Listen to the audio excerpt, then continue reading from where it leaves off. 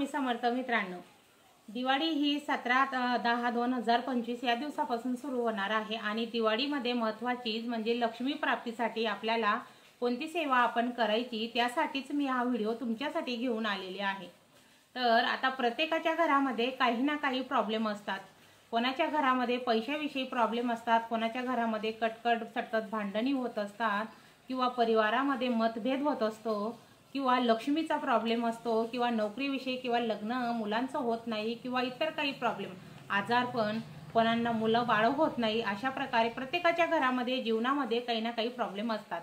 तर आपल्याला वर्षभरामध्ये ही आता घरामध्ये जर लक्ष्मी असली तर सगळं काही व्यवस्थित होतं। जर आपल्या घरामध्ये लक्ष्मी असली तर आपल्याला नोकरी देखील मिळत असते। आपल्या घरामध्ये लक्ष्मी असली तर आपल्या घरातील आपण आजारपणापासून लांब करू शकतो आणि आपल्या घरामध्ये जर लक्ष्मी असली तर आपल्याला आवश्यक ज्या गोष्टी आहेत त्या सगळ्या गोष्टी आपण करू शकतो। म्हणून लक्ष्मी ही कोणाला नको असं नाही, लक्ष्मी ही सगळ्यांनाच हवी असते आणि लक्ष्मी मातेला प्रसन्न करण्यासाठीच आपल्याला लक्ष्मी पूजन ही वर्षभराची सेवा करायची आहे। तर ती सेवा कशी करायची ती सविस्तर माहिती मी तुम्हाला या व्हिडिओमध्ये देणार आहे। त्यामुळे व्हिडिओ थोडा मोठा होईल तर व्हिडिओला स्किप न करता व्हिडिओ पूर्ण बघा आणि चॅनलवर जर तुम्ही नवीन असाल तर चॅनलला आता सबस्क्राइब करून बेल आयकॉनवर देखील क्लिक करा। चला आता आपण व्हिडिओला सुरुवात करूया। लक्ष्मीपूजन हे आपलं 17 तारखेपासून म्हणजेच वसुबारसपासून लक्ष्मीपूजनाला सुरुवात होणार आहे। तर आपल्याला त्या अगोदर आपल्याला जी सेवा करायची आहे ती खूप मेन आहे। आपल्या घरामध्ये जे हे वातावरण आहे कटकटीचं, भांडणींचं किंवा आपल्या घरामध्ये काही प्रॉब्लेम आहे, काही नकारात्मक शक्ती आहे, तर ती नकारात्मक शक्तीला बाहेर काढण्यासाठी आपल्याला दिवाळीच्या पहिल्या दिवसापासूनच ही सेवा सुरू करायची आहे। म्हणजे वसुबारसच्या पहिल्या दिवशीच तुम्ही ही सेवा करू शकता। तर आपल्याला काय करायचं आहे ते देखील मी तुम्हाला सांगणार आहे। आपल्या देवघरामध्ये आपण रोज जी अगरबत्ती उदबत्ती लावत असतो तिची रक्षा आपल्या घरामध्ये असते। नाहीतर तुमच्या जवळ जर केंद्र असेल तर केंद्रामध्ये जे होम हवन होत असतात तर तिथून देखील तुम्ही ती रक्षा आणू शकतात। म्हणजेच राख जी अगरबत्तींची असते ती तुम्ही घरी आपल्याला आणायची आहे किंवा आपल्या घरातलीच यूज करायची आहे आणि त्याच्यासोबतच आपल्याला अशा पांढऱ्या मोहरी देखील आणायच्या आहे। तर ह्या पांढऱ्या मोहरी तुम्हाला जवळच्या केंद्रामध्ये नाही तर किराणा दुकानावर देखील लगेच मिळून जाणार। तर ही पांढरी मोहरी आणि ती रक्षा आपल्याला काय करायची आहे, उजव्या हातामध्ये रक्षा घ्यायची आहे, त्याच्यामध्ये ह्या पांढऱ्या मोहरी टाकायच्या आहे आणि मुठ बांधून तुम्हाला त्याची माळी करायची आहे। आपल्याला आपल्या घरातनं नकारात्मक शक्ती काढण्यासाठी वल्गा सुक्त हे 11 वेळेस पठण करायचं आहे आणि कालभैरव अष्टक हे देखील आपल्याला 11 वेळेस ही रक्षा अशीच हातात धरून आपल्याला ती सेवा करायची आहे। आता तुम्ही म्हणणार की हे मंत्र आम्हाला कुठं मिळणार, तर हे मंत्र तुम्हाला नित्यसेवेमध्ये मिळून जाणार। म्हणून नित्यसेवेमध्ये तुम्ही हे मंत्र करून आणि जर तुम्हाला शक्य नसेल, आता बऱ्याच जणांना काही गडबड असते, शक्य असल्यास तर मी सांगितल्याप्रमाणेच तुम्ही ही सेवा करा आणि जर तुम्हाला जास्तच घाई असेल तर 1 वेळेस वल्गा सुक्त आणि 11 वेळेस कालभैरव अष्टक आणि जर तुम्हाला वाचता येत नसेल किंवा समजत नसेल तर मग तुम्ही यूट्यूबवर भरपूर व्हिडिओ तुम्हाला मिळून जाणार, कालभैरव अष्टकचे पण आणि वल्गा सुक्तचे पण। तर ते व्हिडिओ चालू करून तुम्हाला ते भारून घ्यायचे आहे आणि भारून एका प्लास्टिकच्या डबीमध्ये तुम्हाला ही रक्षा भरून ठेवायची आहे। प्लास्टिकच्या डबीमध्येच तुम्हाला हे ठेवायचं आहे। तर ही भारलं झाल्यावर आपल्याला रोज संध्याकाळी ज्या वेळेस आपण दिवाबत्तीला सुरुवात करत असतो तर त्या अगोदर आपल्याला आपल्या घरामध्ये चारी कोपऱ्यांना कान्याकोपऱ्यामध्ये किती जरी तुमच्या घरामध्ये रूम असल्या तर सगळ्या रूमांच्या कान्याकोपऱ्याला तुम्हाला ही रक्षा श्री स्वामी समर्थ श्री स्वामी समर्थ म्हणून महाराजांवर तुम्ही सगळं सोडून द्या। महाराजांवर सगळं सोडल्यावर महाराज सगळं तारून घेतात। म्हणून मी स्वतः ही सेवा करते आणि तुम्हाला देखील मी ते सांगते। म्हणून तर आपण ही सेवा करताना श्री स्वामी समर्थ म्हणायचं आहे आणि आपल्या घरामध्ये सर्वत्र सगळीकडे ही रक्षा रोज संध्याकाळी आपल्याला टाकायची आहे। आणि जर समजा 8 दिवसापर्यंत आपल्याला ही सेवा करायची आहे आणि मध्येच जर ही रक्षा संपली तर परत भरायची आहे, नाहीतर जी आहे त्याच्यामध्ये तुम्ही वाढवा करू शकता। आणि रोज जर तुम्ही भारून रोजच्या रोज जर तुम्ही वल्गा सुक्त आणि 11 माळी जर कालभैरव अष्टक घेऊन रोज जर तुम्ही घेतला तर तुमच्या घरामध्ये कितीही मोठा दोष असू द्या, कितीही मोठा वास्तू दोष असू द्या किंवा काही प्रॉब्लेम असू द्या, 8 दिवसामध्येच तुम्हाला त्याचा रिझल्ट दिसणार आहे। अशी ही महत्त्वाची सेवा आहे। तर ही सेवा आपल्याला नक्की करायची आहे लक्ष्मीपूजनाच्या अगोदर। त्यानंतर आपल्याला जवळच्या दुकानातनं किंवा केंद्रामधून तुम्हाला असे कमळघंट्याचे मणी म्हणजेच लक्ष्मी मातेला कमळ हे खूप प्रिय आहे आणि त्या कमळाचेच बीज हे आहे, याला म्हणतात कमळघंटे। तर हे कमळघंट्याचे मणींना तुम्हाला याची देखील सेवा करायची आहे। कमळघंट्यांचे मणी तुम्हाला हातात घेऊन लक्ष्मी मातेची ज्या वेळेस आपण संध्याकाळी दिवाबत्ती करतो, घरामध्ये सर्वत्र ही भारलेली रक्षा आपण पांढऱ्या मोहरी आणि रक्षा टाकतो आणि दिवाबत्ती करतो आणि त्याच्यानंतर आपल्याला हे कमळ्या गंठ्यांची मणी आपल्याला 16 मणी घरात आणून ठेवायचे आहे। तर 16 का, तर कारण की 8 दिवसापर्यंत ही सेवा आहे। वसुबारसच्या पहिल्या दिवसापासूनच ही सेवा चालू होऊन जाते। तर ही सेवा करताना आपल्याला हातामध्ये 2 कमळघंट्याचे मणी घ्यायचे आहे आणि एका हातात माळ घ्यायची आहे आणि माळ श्री कमले कमलाय प्रसिद्ध प्रसिद्ध श्री महालक्ष्मी नमः हा मंत्राचा जप करून तुम्हाला अशी याची एक माळ करायची आहे आणि ती माळ करून हे मणी भारले जातात। मग भारल्यावर हे मणी आपल्याला प्लास्टिकच्या डब्बीमध्ये तुपात भिजवत ठेवायचे आहे। गाईच्या तुपामध्ये यांना भिजवायचं आहे। मी परत पुन्हा एकदा तुम्हाला मंत्र सांगते, श्री महालक्ष्मी नमः, श्री प्रसिद्ध प्रसिद्ध श्री महालक्ष्मी नमः, कमले कमलाय प्रसिद्ध प्रसिद्ध श्री महालक्ष्मी नमः हा मंत्र तुम्हाला म्हणायचा आहे आणि या मंत्राचं म्हणून पठण झाल्यावर हे मणी तुम्हाला डब्बीत ठेवायचे आहे। असं करून तुम्हाला रोज करायचे आहे आणि 8 दिवसापर्यंत 2-2 करून असे हे 16 मणींची सेवा आपली होते आणि मग शेवटच्या दिवशी आपल्याला या 16 मणींचा होम देखील करायचा आहे। आता तुम्हाला जर शक्य असेल तर तुमच्या जवळ जर केंद्र असेल तर केंद्रामध्ये तुम्हाला दिवाळी संच म्हणून हा बॉक्स केंद्रामध्ये उपस्थित आहे। तर हा 250ला आमच्याकडे मिळाला आहे हा बॉक्स। तर याच्यामध्ये सगळ्या प्रकारचं तुम्हाला जे आपल्याला 8 दिवसाची सेवा आपण करतो त्या सेवेमध्ये जे जे साहित्य आपल्याला हवं आहे ते सगळं याच्यामध्ये आहे। लक्ष्मीपूजनच्या दिवशी आपण होम करतो तर तो होम देखील, होमपुडा देखील याच्यामध्ये आहे। पांढऱ्या मोरी देखील याच्यामध्ये आहे आणि जी आपली केंद्राची होमाची जी रक्षा असते ती देखील याच्यात आहे। आणि आपल्याला नरक चतुर्थीच्या दिवशी सकाळी अंघोळीसाठी हे पंचगव्य आहे, म्हणजेच गाईचं जे शेण वगैरे असतं आणि त्याच्यापासून बनलेलं हे पंचगव्य तत्व आहे, हे आपल्याला याच्याने देखील आपल्याला आंघोळ करायची आहे। त्यासोबतच याच्यामध्ये उटणं देखील आहे, धूप आहे, या सगळ्या वस्तू आपल्याला याच्यामध्ये मिळून जातात। एका बॉक्समध्ये सगळं साहित्य आपल्याला मिळतं। गोमूत्र आहे, सगळं आहे, हे बघा गंगाजल वगैरे सगळं साहित्य याच्यामध्ये आहे आणि याच्यामध्ये कुबेर पोटली देखील आहे। तर ही कुबेर पोटली म्हणजेच हे बघा, ही कुबेर पोटलीची देखील आपल्याला सेवा करायची असते लक्ष्मीपूजनाच्या दिवशी। तर ती कुबेर पोटली बी याच्यात आहे आणि आपल्याला जवळ जर शक्य नसेल, आता तुम्ही म्हणणार ताई आमच्या जवळ केंद्र नाही, आम्ही ह्या वस्तू, तर मी सांगितल्याप्रमाणे तुम्हाला ह्या वस्तू बाहेर देखील मिळून जाणार। तर ह्या वस्तू तुम्हाला आणून ही सेवा आवर्जून करायची आहे आणि अलक्ष्मीला बाहेर काढण्यासाठी, लक्ष्मी प्राप्तीसाठी खूप महत्त्वाची सेवा आहे। दिनांक 17/10/2025 या दिवसापासून वसुबारस सुरू होणार आहे, म्हणजेच आपल्या दिवाळीला सुरुवात होणार आहे। तर या दिवशी आपल्याला वसुबारसच्या दिवशी आपल्याला उपवास करायचा असतो। आता बऱ्याच स्त्रिया उपवास करत असतात आणि त्या दिवशी आपल्याला वासरासोबत गाईची पूजा करायची असते। तर ज्या गाईला वासरू आहे त्या गाईची आपण पूजा करतो। तर कारण की आपण त्या गाईविषयी, गाईपासून आपल्याला भरपूर काही चांगल्या वस्तू मिळत असतात, दूध, तूप, दही भरपूर आणि शेणखत, शेतकऱ्यांसाठी शेणखत देखील मिळत असतं आणि गाय ही आपली गौमाता आहे म्हणून तिच्या पूजनापासूनच आपण दिवाळीला सुरुवात करतो आणि आपल्या मनात तिच्याविषयी प्रेम आहे ही भावना व्यक्त करण्यासाठी आपण वसुपूजन म्हणजेच वसुबारस या दिवशी आपण पूजा करत असतो। आणि दुसऱ्या दिवशी परत धनत्रयोदशी आहे, 13/12/2025 या दिवशी धनत्रयोदशी आहे। तर त्या दिवशी आपल्याला धन्वंतरी देवाची पूजा, आता बरेच लोक त्या दिवशी धनाची पूजा करतात। धन म्हणजे पैसा अडका नाही, तर धन म्हणजे हे आपलं आरोग्य, जे आपलं शरीर, जे आपल्या आरोग्य आहे ते आपल्या खरं धन आहे। तर या धनाचा देखील एक देवता आहे, तो म्हणजेच विष्णुदेव, नागावर न बसलेले, म्हणजे त्यांच्यासोबत नाग नाही अशी विष्णुदेवाची प्रतिमा, मूर्ती म्हणजे धन्वंतरी देव, जे आरोग्याचे दैवत आहेत, त्यांची पूजा या दिवशी करायची असते आणि त्यांची पूजा करून आपल्याला त्यांना धन्यांचा आणि धन्यांचे, बत्त्याशांचे आणि लाहींचे असा नैवेद्य आपल्याला त्यांना दाखवायचा असतो।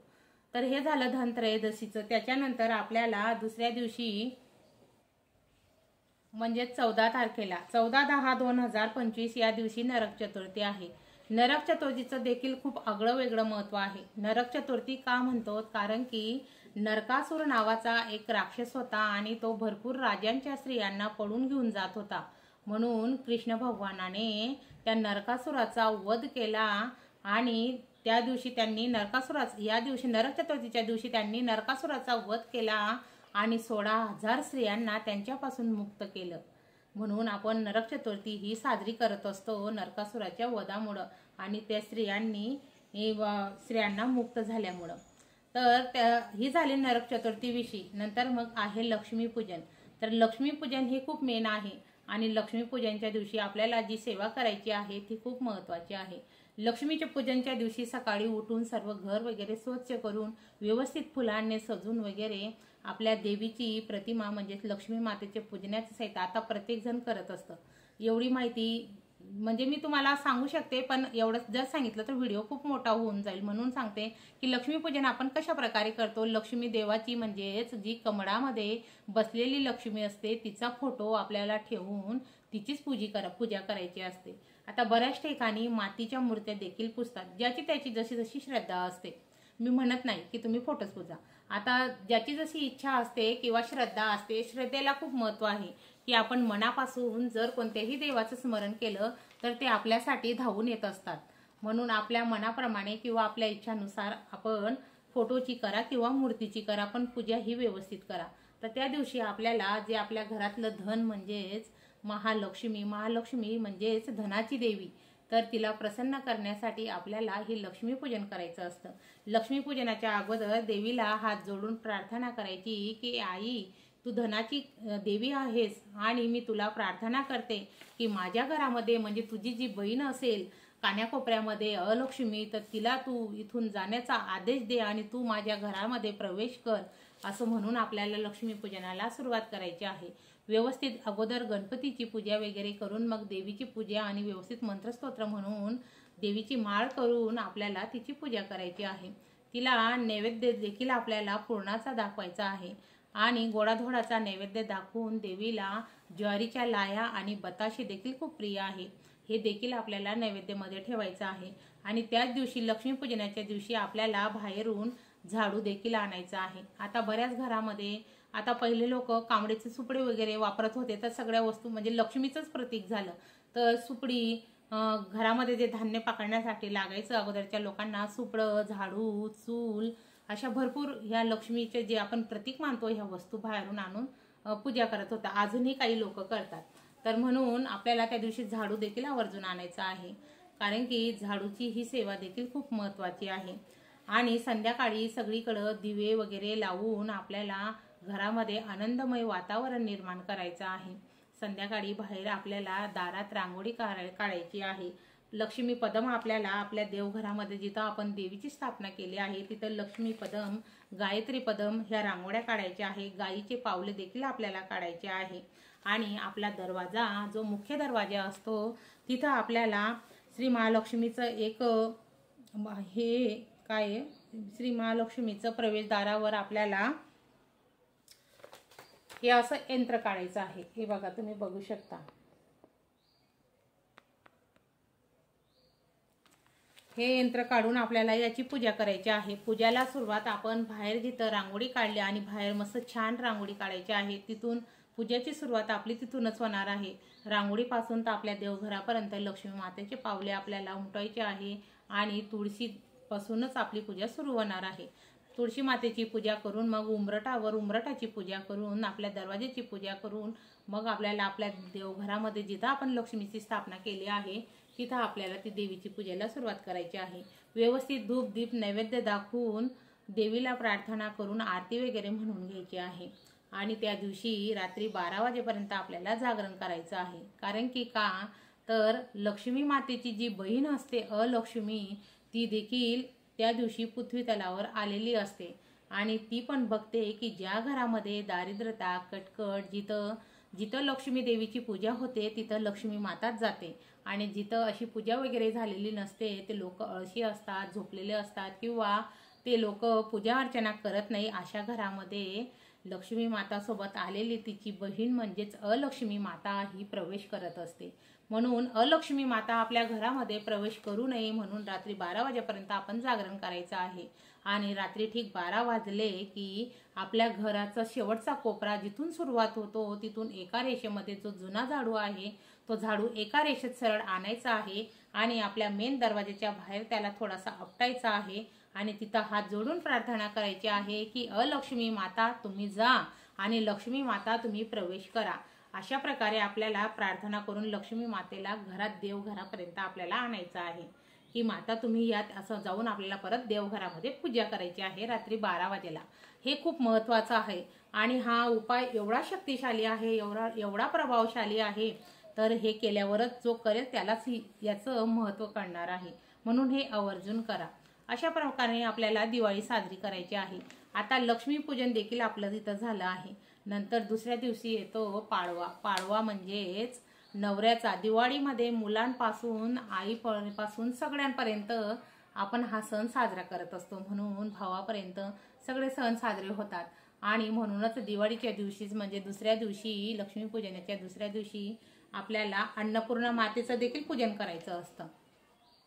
स्वयंपाक करून अन्नपूर्णा मातेची जो आपण स्वयंपाक केला आहे त्या स्वयंपाकावर अन्नपूर्णा माता ठेवून त्यांची पूजा आणि त्यांची मंत्राची एक माळ आपल्याला करायची आहे। आणि पाडव्याच्या दिवशी आपल्याला नवऱ्याची देखील पूजा करायची आहे।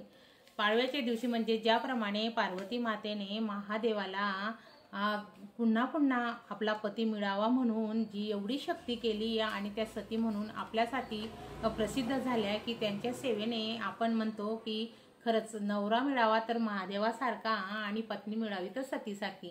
तर ते असं करण्यासाठी जरी आपण आपल्या मनापासून आपल्या नवऱ्याला देव मानायचा आहे म्हणजेच महादेवाचं स्थान द्यायचं आहे आणि पती हा परमेश्वर असतो हे आपण मानून घ्यायचं आहे। आणि त्याच दिवसापुरता नाही तर वर्षभर देखील आपल्याला आपल्या नवऱ्याची इज्जत देखील करायची आहे।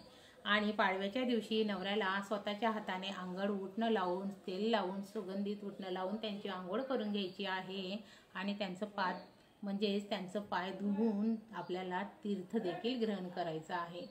हे एका पतिव्रता स्त्रीचं लक्षण असतं। आता मी असं म्हणत नाही की तुम्ही करा, ज्याची त्याची इच्छा। माझं काम आहे सांगायचं म्हणून सांगते, तर तुम्हाला शक्य असले तुम्ही करू शकता, नाही तर ठीक आहे, मी तर करते, ठीक आहे। त्यानंतर मग आपण अशा प्रकारे आपल्याला नवऱ्यावरून दीप ओवाळून आपल्याला पाडवा साजरा करायचा आहे आणि बक्षीस म्हणून छोटंसं गिफ्ट त्यांना आपण देऊ शकतो आणि ते देखील आपल्याला देतात। आणि नंतर आपल्याला माहेरी मग भाऊबीजसाठी जायचं आहे। भाऊबीजेच्या दिवशी देखील आपल्याला आपल्या भावाला अभंग स्नान घालून उटणे लावून त्यांची आंघोळ करून ओवाळायचं आहे। भावाच्या रक्षणासाठीच म्हणजेच काही बहिणी भाऊबीजेला उपास देखील ठेवत असतात। तर भावाचं रक्षण व्हावे, त्याच्यावर कोणत्या प्रकारे संकट न यावे अशासाठी देवाला प्रार्थना करतात। अशा प्रकारे आपल्याला ही दिवाळी साजरी करायची आहे। तर तुम्हाला महालक्ष्मी पूजनाविषयी किंवा काही अशा प्रकारे आपल्याला ही सेवा करून लक्ष्मीपूजन आणि दिवाळी साजरी करायची आहे। तुम्हाला जर या व्हिडिओमध्ये योग्य माहिती मिळाली असेल आणि तुम्हाला जर हा व्हिडिओ आवडला असेल किंवा तुमच्या मनामध्ये काही शंका असतील तर तुम्ही मला कमेंटमध्ये विचारू शकतात। आणि तुम्ही जर चॅनलवर नवीन असाल तर चॅनलला सबस्क्राईब करून व्हिडिओला लाईक नक्की करा आणि तुमच्या मित्रमैत्रिणींपर्यंत शेअर देखील करा, म्हणजे त्यांना देखील टायमावर व्यवस्थित लक्ष्मीपूजनाविषयी माहिती मिळेल। झालेली सेवा मी महाराजांच्या चरणी अर्पण करते। श्री स्वामी समर्थ। मित्रांनो, तुमची साथ अशी सदैव माझ्या पाठीशी राहू द्या। पुन्हा भेटूया एका नवीन व्हिडिओमध्ये।